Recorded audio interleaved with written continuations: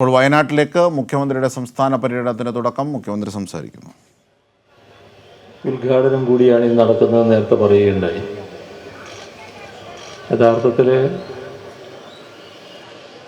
OR Kelu നിങ്ങളെല്ലാവരുടെയും മനസ്സിൽ നിറഞ്ഞു നിൽക്കുന്ന ആളായതുകൊണ്ട് ഒരു പ്രത്യേകമായ പ്രവർത്തനമോ പരിചയപ്പെടുത്തലോ ഇവിടെ ആവശ്യമില്ലെന്നാണ് തോന്നുന്നത്. വലിയ തോതിൽ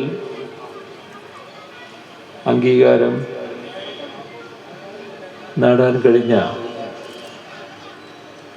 ഒരു ജനപ്രതിനിധിയാണ് സഖാവ് OR കേളു. അപ്പം അദ്ദേഹത്തിൻ്റെ വിജയത്തിന് വേണ്ടി നിങ്ങളെല്ലാവരും നല്ല രീതിയിൽ തന്നെ പങ്കുവഹിക്കുമെന്നാണ് പ്രതീക്ഷിക്കുന്നത്. ഈ തെരഞ്ഞെടുപ്പ് മാനന്തവാടി അടക്കമുള്ള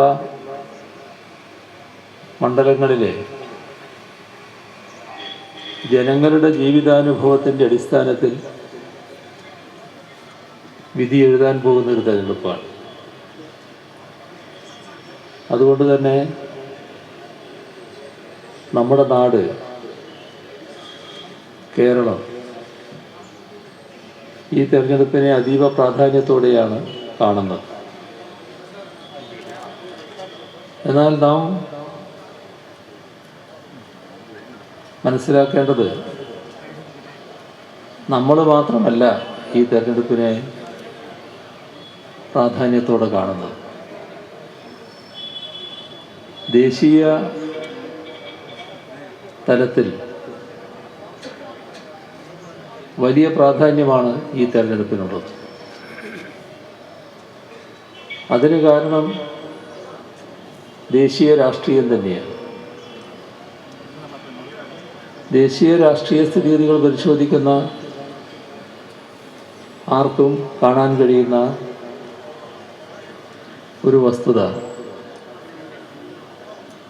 നമ്മുടെ രാജ്യത്തിൻ്റെ നിലനിൽപ്പ് അപകടപ്പെടുമാറുള്ള ചില കാര്യങ്ങൾ ഇന്ത്യയിൽ സംഭവിക്കുന്നു. അതിലൊന്ന് മതനിരപേക്ഷത തകർക്കാനുള്ള നീക്കമാണ്. അതേപോലെ തന്നെ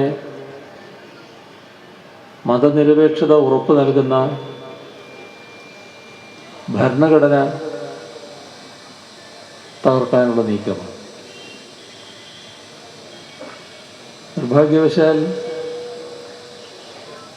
മതനിരപേക്ഷതയും രാജ്യത്തിൻ്റെ ഭരണഘടനയും സംരക്ഷിക്കാൻ ബാധ്യതപ്പെട്ട കൂട്ടർ തന്നെയാണ് ഇവ തകർക്കുന്നതിനും നേതൃത്വം കൊടുക്കുന്നത്. കേന്ദ്രത്തിലെ ഭരണം അവർക്ക് മതനിരപേക്ഷതയും ഭരണഘടനാ മൂല്യങ്ങളും അലോസരമായിട്ടാണ് കാണുന്നത്. അങ്ങനെ അവർ തന്നെ ഇവ തകർക്കാനുള്ള നേതൃത്വം കൊടുക്കുന്ന കാഴ്ചയാണ് ഇന്ത്യയിലാകെയുള്ളത്. ഒരുപാട് സംഭവങ്ങൾ രാജ്യത്തിൻ്റെ വിവിധ ഭാഗങ്ങളിൽ ഇതുമായി ബന്ധപ്പെട്ട് നടന്നിട്ടുണ്ട്. ഇപ്പം അതിൻ്റെ വിശദാംശങ്ങളിലേക്കൊന്നും ഞാൻ കടന്നു പോകുന്നില്ല. എന്നാൽ ഇതിന് മറ്റൊരു ഭാഗം കൂടിയുണ്ട്. ഭരണഘടനയെയും മതനിരപേക്ഷതയെയും തകർക്കാൻ ശ്രമിക്കുമ്പോൾ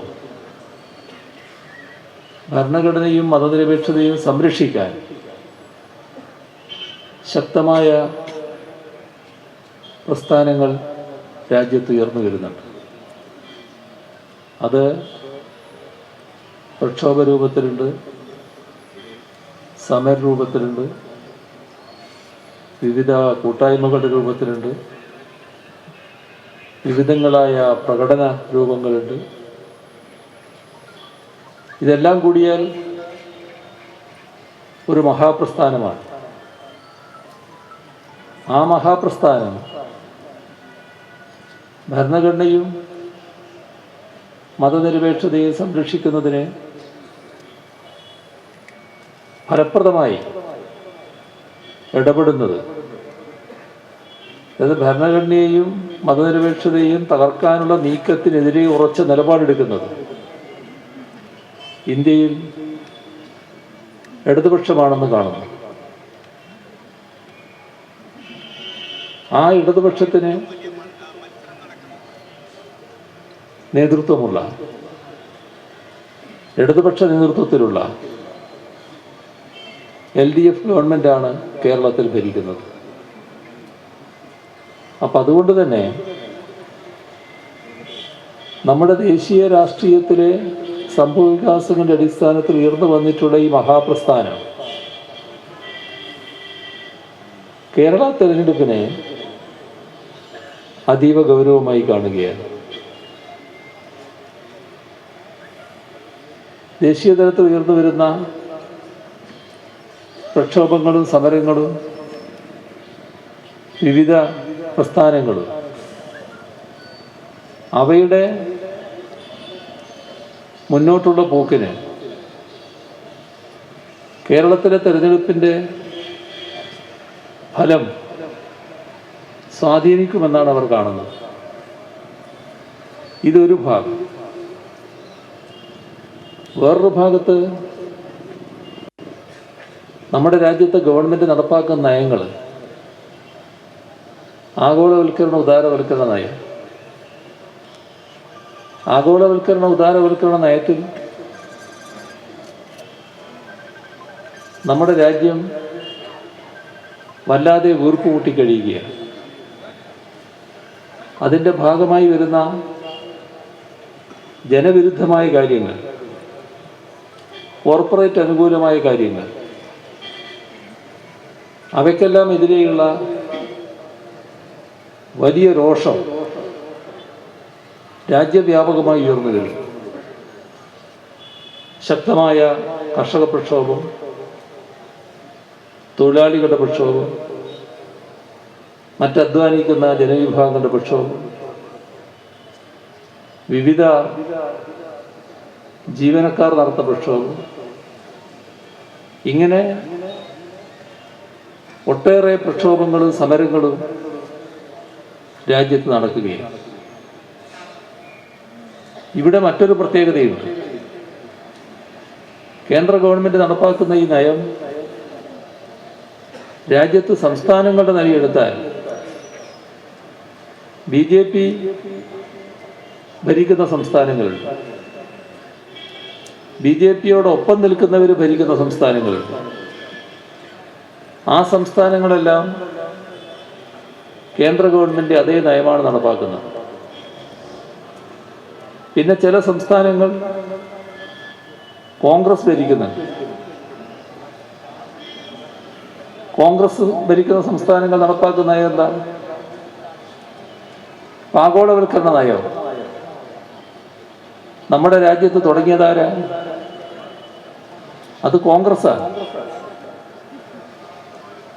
അപ്പൊ ആഗോളവൽക്കരണ നയം നടപ്പാക്കുന്ന കാര്യം വരുമ്പോൾ കോൺഗ്രസ് ആ നയത്തിന്റെ കൂടെയാണ്. ഉദാരവൽക്കരണ നടപടികൾ തുടങ്ങി വെച്ചത് കോൺഗ്രസ്സാണ്. കേന്ദ്ര ഗവൺമെന്റ് ഉദാരവൽക്കരണ നടപടികൾ സ്വീകരിക്കുമ്പോൾ അതിൻ്റെ കൂടെയാണ് കോൺഗ്രസ്. സംസ്ഥാനങ്ങൾ കോൺഗ്രസ് നേതൃത്വത്തിലുള്ളതെല്ലാം ആഗോളവൽക്കരണ നടപടിയാണ് അംഗീകരിച്ച് നടപ്പാക്കുന്നത്. ഇപ്പം നമ്മുടെ കേരളത്തിൻ്റെ അനുഭവം ഓർത്താൽ മതി. 2016 മുൻപ് UDF ഗവൺമെൻറ് കാലത്ത് കോൺഗ്രസും BJPയും കേന്ദ്ര ഗവൺമെൻറ്റിലൂടെ നടപ്പാക്കിയ ആഗോളവൽക്കരണ നയം ഒരഭിപ്രായ വ്യത്യാസവുമില്ലാതെ കേരളത്തിൽ നടപ്പാക്കുകയാണ് UDF ഗവൺമെന്റ് ചെയ്തിരുന്നു. ചുരുക്കത്തിൽ നമ്മൾ കാണുന്നത് എന്താ? രാജ്യമാകെ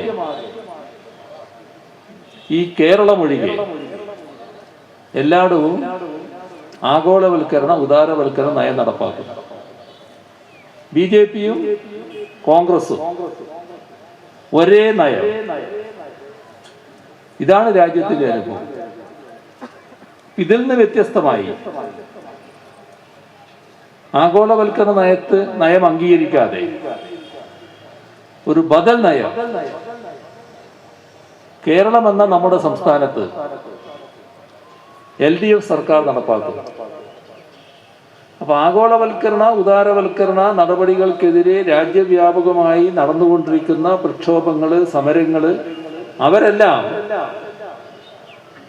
നല്ല പ്രതീക്ഷയോടെയാണ് കേരളത്തിലെ LDF സർക്കാരിന്റെ പ്രവർത്തനങ്ങളെ കാണുന്നത്.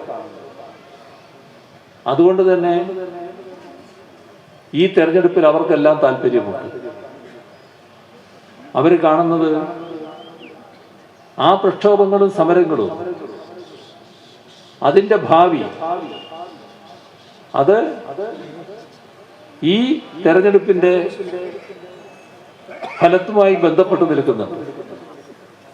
അതുകൊണ്ട് തന്നെ ആ ശക്തികൾക്ക്, ആഗോളവൽക്കരണ നടപടികൾക്കെതിരെ ശക്തമായ പ്രക്ഷോഭം നടത്തുന്ന ശക്തികൾക്ക് ഊർജം പകരാൻ കേരള തെരഞ്ഞെടുപ്പ് വലിയ തോതിൽ സഹായിക്കും എന്നാണ് അവരെല്ലാം കാണുന്നത്. അപ്പോൾ ദേശീയ തലത്തിൽ തന്നെ വലിയ പ്രാധാന്യം ഈ തെരഞ്ഞെടുപ്പിന് ഉണ്ട് എന്നത് നമ്മൾ കാണും. നമ്മുടെ അനുഭവങ്ങൾ പ്രത്യേകിച്ച് വിവരിക്കേണ്ട കാര്യമില്ല. വിവരിച്ചാൽ ചെറിയൊരു സമയത്തിനുള്ളിൽ തീരുന്നതുമല്ല. 2016 LDF സർക്കാർ അധികാരത്തിലേറുമ്പോൾ നാം കേരളത്തിലെ ജനങ്ങൾ കണക്കാക്കിയത് ഇന്നത്തെ കേരളത്തിലൊരു മാറ്റം വേണം. കാരണം നല്ല പേര് സമ്പാദിച്ചൊരു നാട് ഒരുപാട് ദുഷ്പേര് സമ്പാദിക്കുന്ന നിലയിലേക്ക് എത്തി. വികസന മുരടിപ്പുണ്ടാകുന്നു. നല്ലതെല്ലാം പോയി കെട്ട കാര്യങ്ങൾ മാത്രമേ കേൾക്കുന്നുള്ളൂ. അപ്പോൾ ഇതിനൊരു മാറ്റം വേണം. ഇതാണ് 2016 കേരളത്തിലുള്ളവർ മാത്രമല്ല, ലോകത്താകെയുള്ള മലയാളികൾ ആഗ്രഹിച്ചു. അതിലേറ്റവും പ്രധാനം നാടിന്റെ യശസ് വീണ്ടെടുക്കലായിരുന്നു. അപ്പൊ അതുമായി ബന്ധപ്പെട്ട് കാര്യങ്ങൾ നാം പരിശോധിച്ചാൽ LDF സർക്കാർ 2016 അധികാരത്തിലേറി കുറച്ചു നാൾ കഴിയുമ്പോഴേക്ക് തന്നെ പ്രകടമായ മാറ്റം വന്നു. ആ മാറ്റം എല്ലാവരും അംഗീകരിക്കുന്നത്. കേരളത്തിന്റെ യശസ് നാം തിരിച്ചു പിടിച്ചു. ഇപ്പോൾ രാജ്യത്തെ വിവിധ സംസ്ഥാനങ്ങളെ കേന്ദ്ര ഗവൺമെന്റ് വിലയിരുത്താറുണ്ട്. അങ്ങനെയുള്ള ഒരു വിലയിരുത്തലിന്റെ ഭാഗമായി കണ്ടെത്തിയത് ഏറ്റവും മികവുറ്റ ഭരണ സംവിധാനം കേരളത്തിലേതാണ്. ഇത് 2017 ശേഷം ഒരു വർഷമല്ല, 2017 ശേഷം ഇതേവരെയുള്ള ഓരോ വർഷവും സംസ്ഥാനങ്ങളെ ആകെ വിലയിരുത്തി നമ്പർ 1 സംസ്ഥാനം കേരളമാണ് എന്ന് പ്രഖ്യാപിക്കുക. അപ്പോ യശസ് നമുക്ക് വീണ്ടെടുക്കാനായി. പിന്നെ 2016 മലയാളിയായ എല്ലാവരും വല്ലാത്തൊരു മനോവേദനയിലായിരുന്നു. കാരണം നമ്മുടെ നാട് ഒരു അഴിമതിയുടെ പര്യായമായി അറിയപ്പെടാൻ തുടങ്ങി. ഇനി ഇതിൽ നിന്ന് മോചനമുണ്ടോ എന്നുവരെ ചിന്തിക്കുന്ന അവസ്ഥ പലർക്കും ഉണ്ടായി. 2016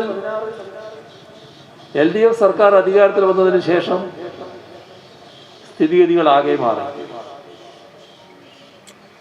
ഇന്ത്യ ഗവൺമെന്റ് രാജ്യത്തെ വിവിധ സംസ്ഥാനങ്ങളെ അഴിമതിയുമായി ബന്ധപ്പെട്ട് എന്താണ് അവസ്ഥ എന്ന് പരിശോധിക്കാറുണ്ട്. അങ്ങനെ പരിശോധിച്ചപ്പോൾ കണ്ടത് അഴിമതി ഏറ്റവും കുറഞ്ഞ സംസ്ഥാനം കേരളമാണ്. ഇന്ത്യയിൽ ഏറ്റവും അഴിമതി കുറഞ്ഞ സംസ്ഥാനം കേരളം. ഇത് രാജ്യത്തുള്ള പേര് മാത്രമല്ല, ആ പേര് രാജ്യാന്തര തലത്തിലേക്ക് വ്യാപിച്ചു.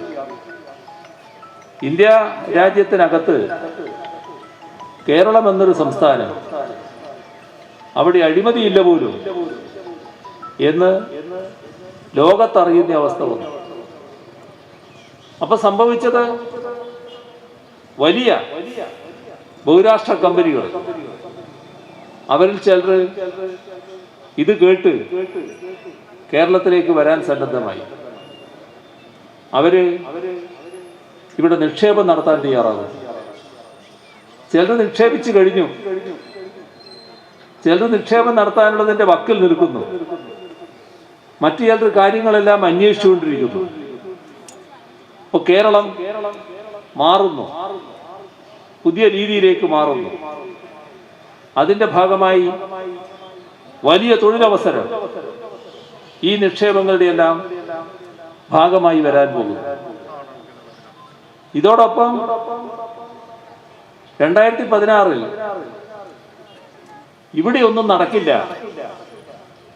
എന്നൊരു ചിന്തയാണ് പൊതുവെ ജനങ്ങൾക്കുണ്ടായിരുന്നത്. അത്രമാത്രം മുരടിപ്പ്, സകല കാര്യങ്ങൾ, നടക്കാത്ത കാര്യങ്ങൾ എണ്ണി എണ്ണി പറയാൻ ഓരോരുത്തർക്കും അനവധി. 2016 LDF സർക്കാർ അധികാരത്തിൽ വന്നു. ജനങ്ങളെ വിശ്വാസത്തിലെടുത്തുകൊണ്ട് നാട്ടിൽ നടപ്പാക്കേണ്ട പദ്ധതികൾ, നടക്കേണ്ടതിന്റെ പ്രാധാന്യം, അത് കേരളത്തിൽ വരുത്തുന്ന മാറ്റം നമ്മുടെ ഭാവിക്ക് എത്ര കണ്ട് ആ പദ്ധതികൾ ഒഴിച്ചുകൂടാത്തതാണ് എന്ന കാര്യം എല്ലാം ജനങ്ങളോട് പറഞ്ഞപ്പോൾ ജനങ്ങൾ പൂർണ്ണ സമ്മതം. നടക്കില്ല എന്ന് കരുതി നാഷണൽ ഹൈവേ വികസനം ഉപേക്ഷിച്ച് നാഷണൽ ഹൈവേ അതോറിറ്റി കേരളത്തിൽ നിന്നും പോയിരുന്നു. LDF സർക്കാർ വന്നപ്പോ അവരെ തിരിച്ചു വിളിച്ചു. വലിയ ശ്രമങ്ങൾ നടന്നു. നേരത്തെ UDF സർക്കാർ നിർത്തിവെച്ച സ്ഥലമെടുക്കൽ പദ്ധതി ആരംഭിച്ചു. ഇപ്പൊ എന്താ സ്ഥിതി? കാസർഗോഡ് തലപ്പാടി മുതൽ നാഷണൽ ഹൈവേയുടെ ഓരോ റീച്ചും ടെൻഡർ ചെയ്ത് പോവുകയാണ്. നടക്കില്ല എന്ന് കരുതിയത് നടക്കും എന്ന അവസ്ഥയിൽ എത്തിയിരിക്കുന്നു. ഇത് നാഷണൽ ഹൈവേയുടെ കാര്യത്തിൽ മാത്രമല്ല, ഇപ്പോ ഗെയിൽ പൈപ്പ് ലൈൻ കൊച്ചിയിൽ നിന്ന് മംഗലാപുരം വരെ പോകണം, ഒന്നും നടന്നില്ല. ഗെയിലുകാര്, ഗ്യാസ് അതോറിറ്റി നാട്ടിൽ നിന്ന് പോയി, ഇവിടെ ഒന്നും നടക്കില്ല എന്ന് വെച്ചിട്ട് LDF സർക്കാർ വന്നു. ഇപ്പൊ എന്തായി? പൂർത്തിയായി. ഈ ഗെയിൽ പൈപ്പ് ലൈൻ പൂർത്തിയായി. വാതകം കൊച്ചിയിൽ നിന്ന് മംഗലാപുരത്തെത്തി. യഥാർത്ഥത്തിൽ മംഗലാപുരത്തേക്ക് വാതകം എത്തൽ മാത്രമല്ല, നമ്മുടെ നാട്ടിൽ അതിന്റെ മാറ്റം വരാൻ പോകുന്നുണ്ട്. ഇപ്പൊ തന്നെ എറണാകുളത്ത് കുറെ വീടുകളിൽ പാചകവാതകം ഇതാണ്. പൈപ്പ് വഴി വീടുകളിൽ പാചകവാതകമെത്തും. ഇപ്പോ എറണാകുളമാണെങ്കിൽ കേരളത്തിന്റെ പല ഭാഗങ്ങളിലെത്തും. അതിന്റെ ഗുണം എന്താ? സിലിണ്ടർ പേറി നടക്കണ്ട എന്നുള്ളത് മാത്രമല്ല, വിലക്കുറവാണ് ഈ വാതകത്തിൽ. അതേപോലെ തന്നെ നമ്മുടെ ഓട്ടോറിക്ഷ അടക്കമുള്ള വാഹനങ്ങൾക്ക് ഇപ്പോ പെട്രോളും ഡീസലും ഒക്കെ പമ്പുകളിൽ നിന്ന് അടിക്കുകയാണെങ്കിൽ ഇനി ഗ്യാസ് നിറക്കുന്ന പമ്പ് വരും. അപ്പോഴും വിലക്കുറവുണ്ട്. നാട്ടുകാർക്ക് വില കുറഞ്ഞ് പാചകവാതകവും വാഹനത്തിന്റെ ഇന്ധനവും ലഭിക്കും. ഇതോടൊപ്പം സർക്കാരിന്റെ ഖജനാവിലേക്ക് വലിയ തുക ഈ വാതകത്തിന്റെ ഭാഗമായി വരികയും ചെയ്യും. നമ്മുടെ നാട്ടിലെ വ്യവസായങ്ങൾക്കുള്ള ഇന്ധനമായും ഇത് മാറും. ഇങ്ങനെ നാട്ടിന് വലിയ ഉപകാരപ്രദമായ ഒരു പദ്ധതിയാണ് UDF സർക്കാർ ഫലത്തിൽ ഉപേക്ഷിക്കുന്ന നിലയുണ്ടായത്. LDF സർക്കാർ വന്നുകൊണ്ടാണ് ഇപ്പോഴത് യാഥാർത്ഥ്യമായത്. കൂടംകുളത്തുന്ന വൈദ്യുതി കേരളത്തിന് വിഹിതമുണ്ട്. കേരളത്തിലേക്ക് എത്തിക്കണം. അതിന് എടമൺ കൊച്ചി പവർ ഹൈവേ പൂർത്തിയാക്കണം. ആ പണിയെടു അപ്പോഴും വിലക്കുറവുണ്ട്. നാട്ടുകാർക്ക് വില കുറഞ്ഞ് പാചകവാതകവും വാഹനത്തിന്റെ ഇന്ധനവും ലഭിക്കും. ഇതോടൊപ്പം സർക്കാരിന്റെ ഖജനാവിലേക്ക് വലിയ തുക ഈ വാതകത്തിന്റെ ഭാഗമായി വരികയും ചെയ്യും. നമ്മുടെ നാട്ടിലെ വ്യവസായങ്ങൾക്കുള്ള ഇന്ധനമായും ഇത് മാറും. ഇങ്ങനെ നാട്ടിന് വലിയ ഉപകാരപ്രദമായ ഒരു പദ്ധതിയാണ് UDF സർക്കാർ ഫലത്തിൽ ഉപേക്ഷിക്കുന്ന നിലയുണ്ടായത്. LDF സർക്കാർ വന്നുകൊണ്ടാണ് ഇപ്പോഴത് യാഥാർത്ഥ്യമായത്.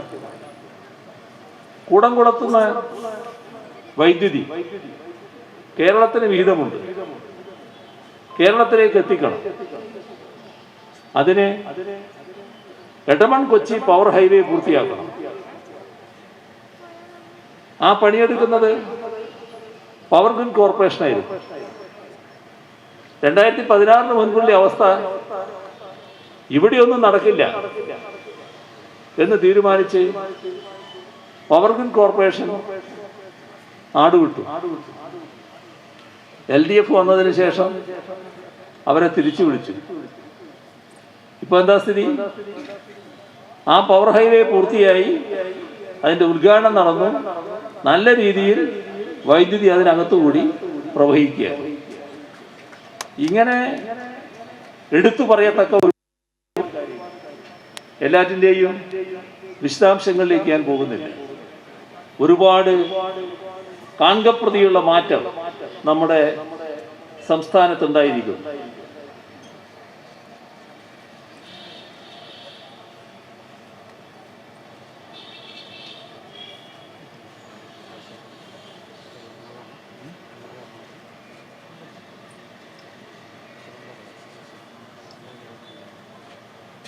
ഇതൊരു ഭാഗം.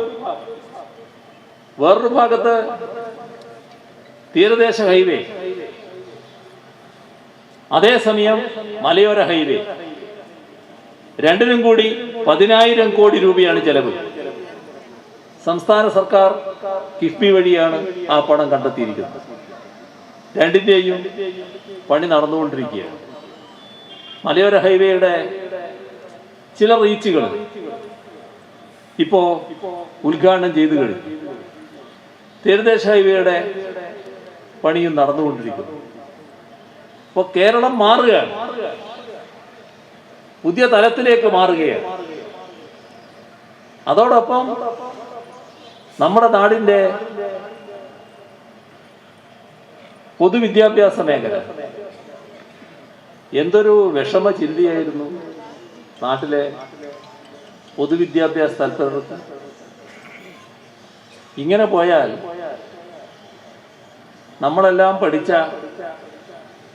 ഈ വിദ്യാലയങ്ങൾ ഇല്ലാതാകുമല്ലോ എന്ന ദുഃഖത്തിലായിരുന്നു ആളുകൾ. കാരണം കുട്ടികൾ കൊഴിഞ്ഞു പോകുന്നു. വിദ്യാലയങ്ങൾ 2016 നോക്കിയാൽ പൊട്ടിപ്പൊളിഞ്ഞ നിലം, ചുമരുകൾ വിണ്ടുകീറി കിടക്കുന്നു. അകത്ത് കയറിയാൽ കാലളകി കിടക്കുന്ന ബെഞ്ച്, ഇങ്ങനെ ഇല്ലായ്മയുടേതായ ഒരു കേന്ദ്രം. ഇപ്പോഴോ LDF സർക്കാർ വന്നപ്പോ പൊതുവിദ്യാഭ്യാസ മേഖലയുടെ സംരക്ഷണത്തിനായി പൊതുവിദ്യാഭ്യാസ സംരക്ഷണ യജ്ഞം ആരംഭിച്ചു. കൂടുതൽ വിശദാംശങ്ങളിലേക്കൊന്നും ഇപ്പോൾ പോകുന്നില്ല, എല്ലാവർക്കും അറിയാവുന്ന കാര്യമാണ്. എന്താ സംഭവിച്ചിരിക്കുന്നത്? ഇപ്പൊ കാൺകപ്രതി തന്നെ സ്കൂളിന് മാറ്റം വന്നിരിക്കുന്നു. ഹൈടെക് സ്കൂളായി. ക്ലാസ് മുറികള് സ്മാർട്ട് ക്ലാസ് റൂംസ് ആയി. അവിടെയുള്ള മറ്റ് സൗകര്യങ്ങൾ, ലാബ് ഹൈടെക് ലാബായി. ലൈബ്രറി ഏറ്റവും ഉന്നത നിലവാരത്തിലെത്തി. ചുരുക്കത്തിൽ ലോകോത്തര നിലവാരമുള്ള സ്കൂളുകളായി നമ്മുടെ സ്കൂളുകൾ മാറുന്നു. എന്തൊരു മാറ്റമാണ്! കുട്ടികൾ അക്കാദമിക് തലം അതിനനുസരിച്ച് ഉയരുന്നു. ഇന്നത്തെ കുഞ്ഞുങ്ങള് ചില്ലറ വർഷം കഴിഞ്ഞ് നമുക്ക് കാണാൻ കഴിയുക നേരത്തെയുള്ള കുട്ടികളുടെ വിജ്ഞാന നിലവാരമുള്ളവരായിരിക്കില്ല, ഉയർന്ന വിജ്ഞാന നിലവാരമുള്ള കുട്ടികളായി മാറും. ആ കുട്ടികള് നമ്മുടെ നാടിൻ്റെ വിജ്ഞാന സമൂഹത്തിൻ്റെ ഏറ്റവും പ്രധാനപ്പെട്ട ഭാഗമാണ്. ഒരു വിജ്ഞാന സമൂഹം ഇങ്ങനെ രൂപം കൊള്ളുമ്പോൾ ആ വിജ്ഞാന സമൂഹത്തിന് എന്തെല്ലാം ആവശ്യമുണ്ടോ അതിനെല്ലാം തുടക്കം കുറിച്ചു കഴിഞ്ഞു. അതാണ് ഉന്നത വിദ്യാഭ്യാസ മേഖലയിൽ വരുന്ന മാറ്റം. ഈ കഴിഞ്ഞ തവണ ഉന്നത വിദ്യാഭ്യാസ മേഖലയിൽ വരുത്താൻ പോകുന്ന മാറ്റത്തെക്കുറിച്ച് പറഞ്ഞു. ഉന്നത വിദ്യാഭ്യാസ സ്ഥാപനങ്ങൾ ഇന്ന് പലതരം ഇല്ലായ്മയുടെ കേന്ദ്രമാണ്. അതാകെ എല്ലാം ഉള്ളതാക്കി മാറ്റുന്നു. ആവശ്യമായ ഫാക്കൽറ്റി, മറ്റ് സൗകര്യങ്ങൾ എല്ലാ തരത്തിലും മികവിന്റെ കേന്ദ്രങ്ങളാക്കി മാറ്റുന്നു. ഉന്നത വിദ്യാഭ്യാസ ഹബ്ബാക്കി കേരളത്തെ മാറ്റാനാണ് ഉദ്ദേശിക്കുന്നത്.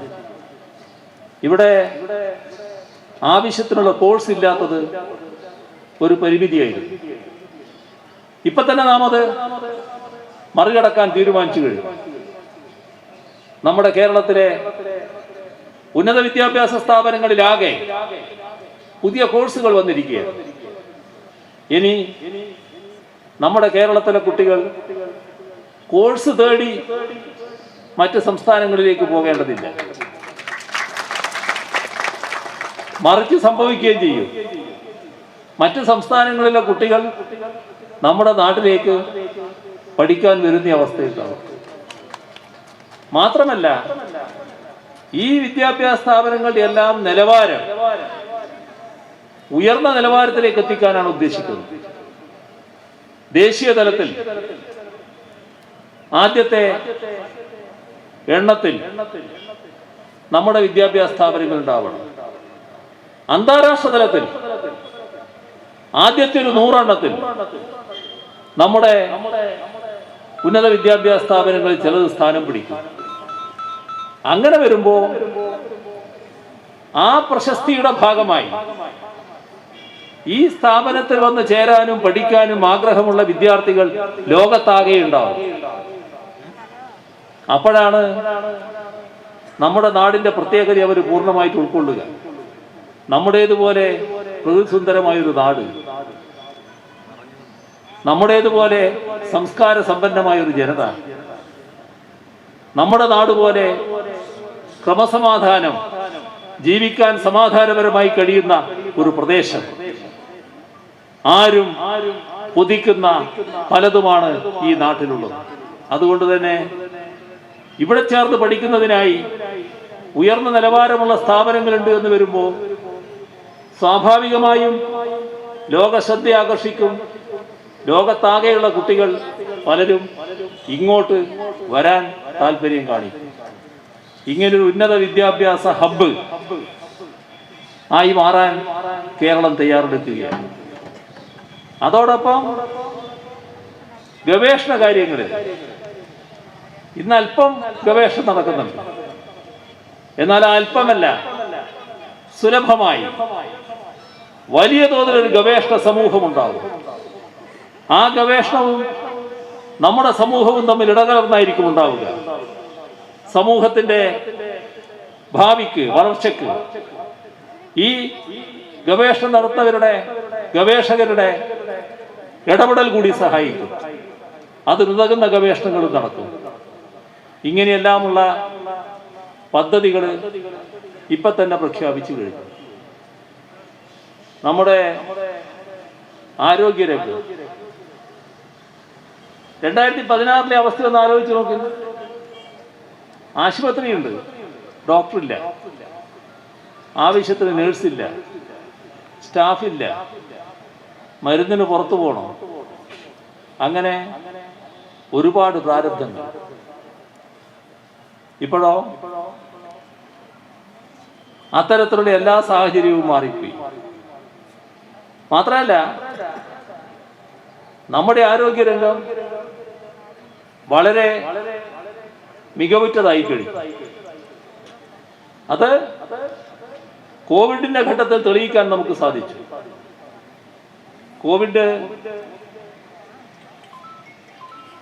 കോവിഡിനെ നേരിടുന്നത് ലോകമാകെയാണ്. നമ്മെക്കാളും നല്ല തോതിൽ വികസിച്ച, ആരോഗ്യരംഗത്ത് മികവുണ്ട് എന്ന് അവകാശപ്പെടുന്ന ഒരുപാട് വികസിത രാഷ്ട്രങ്ങൾ കോവിഡിന് മുന്നിൽ വിറങ്ങലിച്ചു വീഴുന്നത് നമ്മൾ കണ്ടു. നമുക്കൊരു പതർച്ചയുണ്ടായില്ല. നമ്മൾ നല്ല രീതിയിൽ തന്നെ ഒരു പതർച്ചയുമില്ലാതെ കോവിഡിനെ നേരിട്ടു. ഞാൻ വിശദാംശങ്ങളിലേക്കൊന്നും പോകുന്നില്ല. രണ്ട് കാര്യം. ഇന്ന് ദേശീയ തലത്തിലെടുത്താൽ നമ്മുടെ കേരളം കോവിഡ് ബാധിക്കാത്തവര് ഏറ്റവും കൂടുതലുള്ള സംസ്ഥാനമാണ്. കോവിഡ് ബാധിക്കാത്തവര് കൂടുതലായി എന്ന് പറയുന്നതിന്റെ അർത്ഥം എന്താ? നമ്മുടെ പ്രതിരോധം ശരിയായ നിലയിൽ നടന്നു എന്നുള്ളതാണ്. ആ പ്രതിരോധത്തിന്റെ മെച്ചം കോവിഡിനെ തടുത്തു നിർത്താനായി. ഇതൊരു ഭാഗം. ലോകം അത്ഭുതത്തോടെ കേരളത്തെ നോക്കുകയാണ്. എന്താ കാരണം? കേരള സംസ്ഥാനം ലോകത്ത് ഏറ്റവും കുറഞ്ഞ കോവിഡ് മരണം നടന്ന സംസ്ഥാനം. ഇത് വിദഗ്ധരെല്ലാം അഭിപ്രായപ്പെട്ടിരുന്നത് ഇവിടെ വലിയ തോതിൽ മരണത്തിന് സാധ്യതയുണ്ട് എന്നാണ്. കാരണം നമ്മുടെ നാട്ടില് ധാരാളം മുതിർന്ന പൗരന്മാരുണ്ട്, ജീവിതശൈലി രോഗം ബാധിച്ചവരുണ്ട്. ഇവരിലേക്ക് രോഗം എത്തിയാൽ അപകട സാധ്യത കൂടുതലാണ്. അപ്പൊ ഒരു ഭാഗത്ത് രോഗം പ്രതിരോധിക്കാൻ നമുക്ക് കഴിയും, മറ്റൊരു ഭാഗത്ത് ഏറ്റവും കുറഞ്ഞ മരണനിരക്കും നമുക്ക് നിലനിർത്താനായി. എന്തിന്റെ ഭാഗമായിട്ടാണ്? നാടും നാട്ടുകാരുമെല്ലാം ഒരുമയോടെ പ്രവർത്തിച്ചതിന്റെ മെച്ചം അതിനുണ്ട്, ഒരു സംശയമില്ല. എന്നാൽ ആരോഗ്യ രംഗത്തിന്റെ മികവാണ് ഏറ്റവും പ്രധാന കാരണം. ആ രീതിയിൽ ആരോഗ്യരംഗം മാറ്റാൻ നമുക്ക് കഴിയും. ആർദ്രം മിഷനിലൂടെ പ്രൈമറി ഹെൽത്ത് സെന്ററുകൾ കുടുംബാരോഗ്യ കേന്ദ്രങ്ങളായി. താലൂക്ക് ആശുപത്രി തൊട്ട് മെഡിക്കൽ കോളേജ് ആശുപത്രി വരെ സൂപ്പർ സ്പെഷ്യാലിറ്റി സൗകര്യങ്ങളുള്ളവയെ. ഇങ്ങനെയുള്ള മാറ്റം നാം ശ്രദ്ധിക്കേണ്ടത്. ഇത്തരം മാറ്റങ്ങളൊക്കെ എങ്ങനെയാ കേരളത്തിൽ യാഥാർത്ഥ്യമായത്? ഈ പറഞ്ഞത് നമ്മുടെ അനുഭവത്തിലുള്ളത്, നിങ്ങളെല്ലാവരുടെയും കൺമുന്നിലുള്ളത്, സ്കൂള്, ആശുപത്രി, നമ്മുടെ നാട്ടിലെ റോഡ് 2016 മുൻപ് പൊട്ടിപ്പൊളിഞ്ഞു കിടക്കുകയായിരുന്നു. ആ മാറ്റം വന്ന പാലങ്ങൾ, വിവിധ കെട്ടിടങ്ങൾ, വിവിധ പദ്ധതികൾ, ഇങ്ങനെയുള്ള ഒരുപാട് കാര്യങ്ങൾ കേരളത്തിൽ നടന്നു. കേരളം മാറി. എങ്ങനെ മാറി? ഇതാണ് നാം കാണേണ്ടത്. സാധാരണ നിരക്ക് നാടിന്റെ വികസനത്തിന് ആവശ്യമായ സാമ്പത്തിക ശേഷി നമ്മുടേത് വളരെ പരിമിതമാണ്. നമ്മുടെ ഖജനാവിന് അത്ര ശേഷിയില്ല. നമുക്കിപ്പോ ഒരു സ്കൂൾ നന്നാക്കണം തോന്നിയാൽ, അല്ലെങ്കിൽ ഈ പറയുന്ന പദ്ധതികളെല്ലാം നടപ്പാക്കണമെന്ന് തോന്നിയാൽ പണമില്ലാതെ നടപ്പാക്കാനാവില്ല. പണം നമ്മുടെ കയ്യിലില്ല, ആവശ്യത്തിനില്ല. ഉള്ളത് വെച്ച് നടത്തുമ്പോൾ ഒന്നും വേണ്ട രീതിയിലാവില്ല. ഇതാണ് കേരളത്തിൽ സംഭവിച്ചത്. LDF സർക്കാർ അതിനെക്കുറിച്ച് ആലോചിച്ചു. കൂടുതൽ വിഭവം കയ്യിലെത്തണം. അതിന് നമ്മുടെ നാടിന്റെ നേരത്തെ ഇവിടെയുള്ള കിഫ്ബി എന്ന സംവിധാനം പുനഃസംഘടിപ്പിക്കാൻ നിശ്ചയിച്ചു. സർക്കാർ പറഞ്ഞു, കിഫ്ബിയിലൂടെ നമ്മുടെ നാടിന്റെ അടിസ്ഥാന സൗകര്യ വികസനത്തിനായി 50,000 കോടി രൂപ സമാഹരിക്കും. എന്തൊരാക്ഷേപമായിരുന്നു! എവിടുന്ന്? ആര് തരും നിങ്ങൾക്ക്? മലപ്പൊടിക്കാരന്റെ സ്വപ്നല്ലേ എന്നൊക്കെ പറഞ്ഞ് പറയാനൊന്നും ബാക്കിയില്ല. എന്നാൽ നടപ്പാക്കി. ഇപ്പോഴോ നേരത്തെ പറഞ്ഞ 50 അല്ല, ഇപ്പോ 63,000 കോടി രൂപയുടെ പദ്ധതികളാണ് കേരളത്തിൽ കിഫ്ബി വഴി അംഗീകരിച്ചു വെച്ചിട്ടുള്ളത്.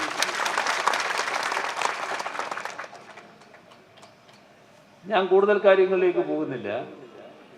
ഈ ശക്തികൾ നമ്മുടെ നാട്ടിലെ കോൺഗ്രസ്, UDF, BJP ഇവയുടെയെല്ലാം നേതൃതല മനസ്സ് ഇങ്ങനെ ഒരു കാര്യവും ഇവിടെ നടക്കാൻ പാടില്ല എന്നുള്ളതാണ്. എന്നാൽ ജനങ്ങളിലെ അഭിപ്രായമില്ല. നാട്ടിലുള്ള എല്ലാ വിഭാഗം ജനങ്ങളും, അത് കക്ഷി രാഷ്ട്രീയ വ്യത്യാസമന്യേ, ഇത്തരം കാര്യങ്ങൾ നടക്കണം എന്നുള്ള അഭിപ്രായക്കാരാണ്. സ്കൂളായാലും റോഡായാലും പാലമായാലും ആശുപത്രി ആയാലും അത്തരം കാര്യങ്ങളൊക്കെ നടക്കണം എന്നാണ് അവർ ചിന്തിക്കുന്നത്. അങ്ങനെയാണ് നാടിന്റെ ആകെ പിന്തുണ ഇത്തരം കാര്യങ്ങൾക്ക് ലഭിച്ചിട്ടുള്ളത്. പക്ഷേ ഇതുപോലുള്ള കാര്യങ്ങളിൽ കോൺഗ്രസ്, UDF, BJP ഒരു കേരളതല യോജിപ്പിൻ്റെതായ അന്തരീക്ഷം വന്നിട്ടുണ്ട്. അതിന്റെ ഭാഗമായുള്ള ഇടപെടലുകൾ വിവിധ രൂപത്തിൽ നിങ്ങൾ കണ്ടതാണ്. ഇപ്പോൾ ഉള്ള ഒന്നേ പറയുന്നുള്ളൂ, ഈ നാടിന്റെ വികസനത്തിനെല്ലാം ഇടയാക്കിയത് നമ്മുടെ കിഫ്ബി സംവിധാനമാണ്. അപ്പോ വികസനം നടക്കാൻ പാടില്ല ഇവിടെ എന്ന് ചിന്തിക്കുന്ന ഈ ദുഷ്ടശക്തികള് കിഫ്ബിയെ തകർക്കാൻ നീങ്ങിയിരിക്കുകയാണ്. അപ്പൊ കിഫ്ബിക്കെതിരെ കോൺഗ്രസ്, UDF നേരത്തെ നീങ്ങുന്നുണ്ട്. ഈ കേരളതല യോജിപ്പിന്റെ ഭാഗമായി BJP അതിനോടൊപ്പം ചേരുന്നു. BJPയും കൂടി ഇതിന്റെ കൂടെ ചേർന്നപ്പോൾ BJP കേന്ദ്ര ഭരണകക്ഷിയാണല്ലോ. അവർ കേന്ദ്ര ഗവൺമെന്റിലൂടെ വിവിധ കേന്ദ്ര ഏജൻസികളെ ഇത്തരം കാര്യങ്ങൾ തകർക്കുന്നതിനായി ഉപയോഗിക്കുക. അപ്പൊ കിഫ്ബിക്കെതിരെ കേന്ദ്ര ഏജൻസികളുടെ നീക്കം ഒരു ചുക്കും സംഭവിക്കില്ല. അത് വേറൊരു കാര്യം. കാരണം കിഫ്ബി എന്നത് ആരെങ്കിലും തട്ടിപ്പടച്ചുണ്ടാക്കിയതല്ല. കേരള നിയമസഭയുടെ ഉൽപ്പന്നമാണ്. അതിന് നേതൃത്വം കൊടുക്കുന്നത് അന്താരാഷ്ട്ര പ്രശസ്തരായ, അന്താരാഷ്ട്ര തലത്തിൽ അംഗീകാരമുള്ള നമ്മുടെ രാജ്യത്തിലെ ഉന്നതരായ സാമ്പത്തിക വിദഗ്ധരടങ്ങുന്ന ഭരണസമിതിയാണ്. പ്രഗത്ഭരായ സാമ്പത്തിക വിദഗ്ധരാണ് അതുമായി ബന്ധപ്പെട്ട ഓഡിറ്റിംഗ് സംവിധാനവുമായി ബന്ധപ്പെട്ട് പ്രവർത്തിക്കുന്നത്. പിന്നെ സാമ്പത്തിക സ്ഥാപനം എന്ന നിലക്ക് സാമ്പത്തിക രംഗത്തെ പ്രവർത്തനങ്ങൾക്ക് അനുമതി വേണ്ടത് റിസർവ് ബാങ്ക് ഓഫ് ഇന്ത്യയിൽ നിന്നാണ്. റിസർവ് ബാങ്ക് ഓഫ് ഇന്ത്യയാണ് അവർക്ക് അനുമതി കൊടുത്തത്. London stock exchange masala bond എന്നെല്ലാം ഇടക്ക് പറയുന്നത് നിങ്ങൾ കേട്ടിട്ടുണ്ടാവും. ലണ്ടൻ സ്റ്റോക്ക് എക്സ്ചേഞ്ചിൽ പോയി മസാല ബോണ്ട് വാങ്ങിയ സംസ്ഥാന ഗവൺമെന്റിന്റെ ഏജൻസിയാണിത്. ആകെ ഒരു സംസ്ഥാന ഗവൺമെന്റ് ഏജൻസി അങ്ങനെ പോയിട്ട് വാങ്ങിയിട്ടുണ്ട്. എന്നാൽ കേന്ദ്ര ഗവൺമെന്റിന്റെ നിരവധി സ്ഥാപനങ്ങൾ വാങ്ങിയിട്ടുണ്ട്. അവരെല്ലാം വാങ്ങിയത് റിസർവ് ബാങ്കിന്റെ അനുമതിയോടെയാണ്. അതേ അനുമതിയാണ് കിഫ്ബിക്ക് ലഭിച്ചത്. അപ്പോ കിഫ്ബിയെ ഒന്നും ചെയ്യാൻ കഴിയില്ല. എന്നാൽ ഞങ്ങൾ ഇവിടെ ഉണ്ട് എന്ന് പറഞ്ഞൊരു വരട്ടാനുള്ള ശ്രമമാണ്. അതാണ് ഞങ്ങൾ നേരത്തെ പറഞ്ഞത്. ഇത് നിങ്ങൾക്ക് വരട്ടാൻ പറ്റുന്നൊരു മണ്ണല്ല, ഇത് വേറൊരു മണ്ണാണ്.